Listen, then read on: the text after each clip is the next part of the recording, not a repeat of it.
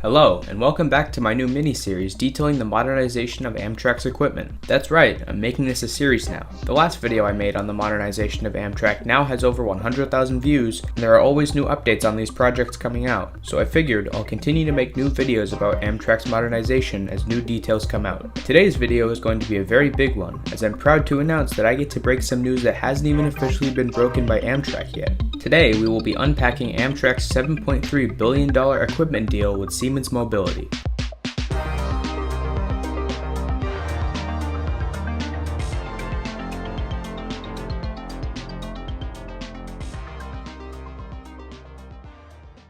In the last video I made about Amtrak's modernization, I briefly mentioned Amtrak's $7.3 billion equipment order with Siemens, but back when I was making that video, Amtrak hadn't yet published details on what equipment was actually included in this order. Since then, Amtrak still hasn't publicized any details, but I got in contact with a few Siemens employees, including a project manager at Siemens Mobility and the head of sales. They later pointed me to Amtrak's public relations manager in New York. After about a month of emailing back and forth with all of these people, I managed to get some details about this order that still haven't been publicized yet. And to be clear, all of this information is straight from Amtrak, so believe me when I say, I was just as surprised as you'll be to hear about some of this stuff. Right before I get into talking about this order, do note that it hasn't fully been funded yet, so everything is still subject to change right now until politicians decide to fund this.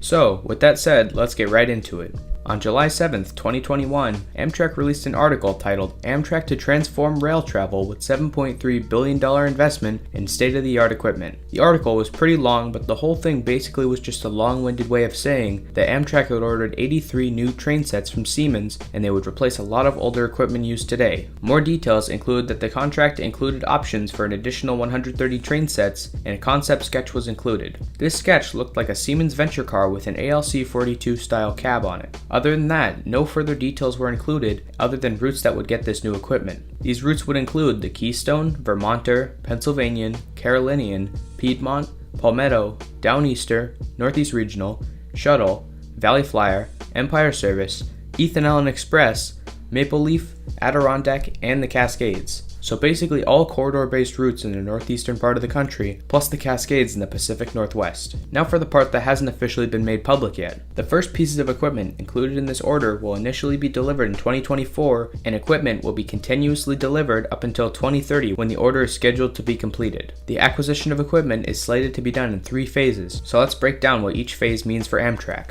Phase 1 of this project will be the shortest, spanning from 2024 to 2025. During this phase, Siemens will produce 8 new train sets for the Cascades corridor route running between Eugene, Oregon and Vancouver, British Columbia. These 8 new train sets will replace the aging Talgo trains currently used, and the new ones will be based off the existing venture cars similar to the ones currently being entered into service in both Northern California and the Midwest. These new cars will be 6 cars long with an existing SC44 charger providing power and 5 blind trailer cars. Additionally, there will be a venture cab car on the end of each train set, which will be a non-powered passenger car with the cab on one end, allowing for quick turnarounds. Since Amtrak hasn't released any sort of image to show what an SC44 based cab car will look like, I took it upon myself to draw one. Excuse my bad drawing skills. Anyways, that's phase 1. Cascades trains will continue to be powered by the existing diesel locomotives in service right now, which are all pretty new still. As of right now, this part of the order will be 40 venture cars and 8 venture cab cars, although exact car numbers are subject to change. Now for the biggest phase of this project, the second one. Phase 2 will be the longest phase from 2025 to 2029. This phase will include the replacement of Amtrak's most abundant cars, the Amfleet 1s. Amfleet 1s are the single-level coach cars used on the majority of Amtrak routes in the Northeast. They've been serving since 1975 and they've been rebuilt countless times, so at this point, their replacement is long overdue. Phase 2 will be the delivery of a total of 58 train sets that will be used on services such as the Keystone, Vermonter, Pennsylvanian,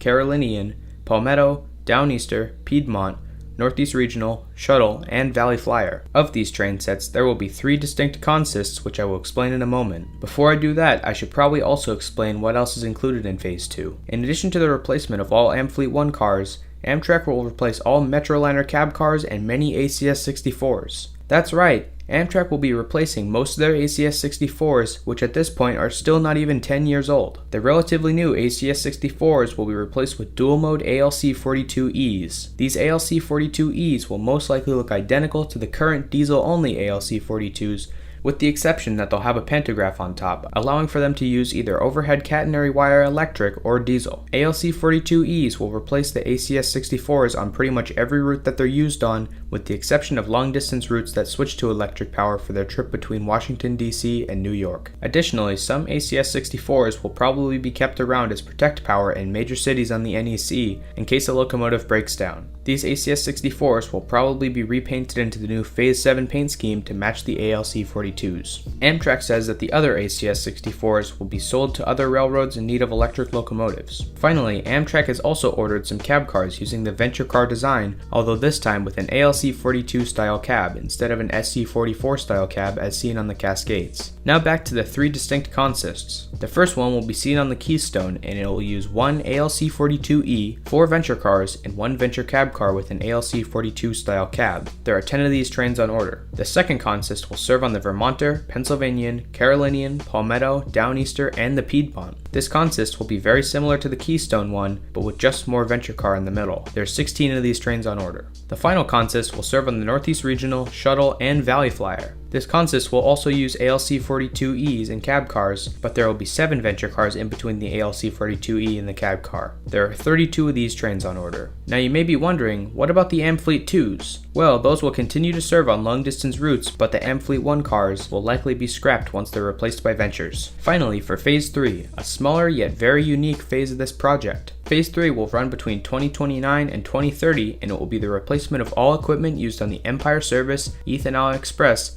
Maple Leaf, and Adirondack. This part of the order will include 17 trains in total. Similar to the past 2 phases, the main equipment on order will be venture cars, but there will be some big differences on the front of the trains. Instead of the diesel and overhead electric ALC-42Es, Amtrak will be ordering 17 ALC-42Es that will be powered in 3 different ways. They will be primarily diesel powered with third rails, similar to the P32 ACDMs they'll be replacing, but in addition to that, they'll be able to run off battery power when connected to battery trailer cars. Consists will include 1 tri-powered ALC-42E, a battery trailer car, 6 venture cars, and no cab car. So that's the full order. A total of 58 diesel/catenary ALC-42Es, 17 tri-powered ALC-42Es, 446 venture cars, 58 ALC-42 style cab cars, 17 battery cars, 40 WS. venture cars, and 8 WS. SC44 style cab cars. That's a total of 644 total pieces of equipment on order, but do keep in mind that these exact numbers could be off by a small margin.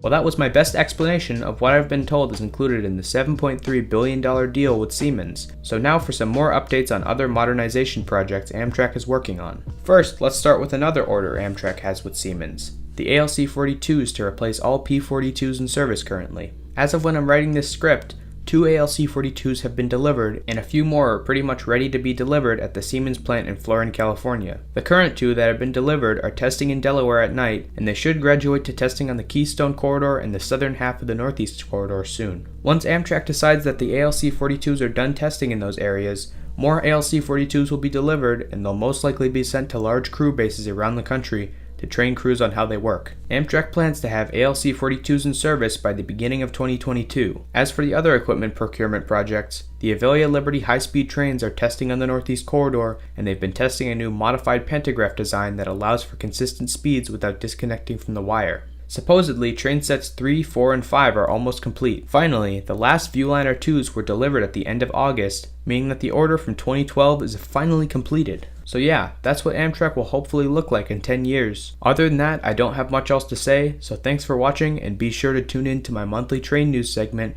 called This Month on the Railroad, where I'll give monthly updates on these modernization programs.